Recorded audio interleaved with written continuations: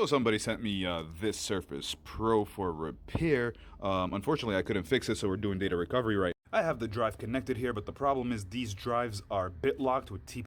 And this system, I should have been able to fix it. It has a bulging battery, but testing the board itself didn't show any signs of life. It looks like it's working, but unfortunately I can't make it show anything on the screen. So as last resort, I'm gonna have to do some BitLocker utility or something else. Let's test a few utilities because about a year ago somebody released a paper that this BitLocker is actually crackable, and everybody released a utility. So this is one of those utilities. Let's try it out. So I have my discs here, and I see that this one says protector status on. That means this one is locked, and this is the one that we need to unlock. Let's try. So I have all kinds of options here to unlock and turn off or suspend BitLocker. Okay, so this is the recovery key ID. I still need to get the recovery key out of this somehow. Let's try. I was a little bit mistaken with the understanding. I'm just gonna use the utility here to unlock drive G. Let's see what happens. Okay, this is not cracking it for me. After a little bit of digging around, this is the tool that I'm gonna use. It's called BitLocker.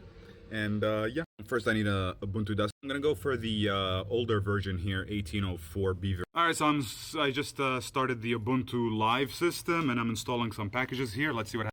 I got the decryptor running right here. Let's see what happens next. So I did a little bit of digging, and I'm going to need to clone this drive because sometimes when you're doing these cracks, things can get corrupt and now we lose all the data. So I'm going to clone it over here, and then I'm going to use my clone drive to play around with it so that I don't lose any data from the customers.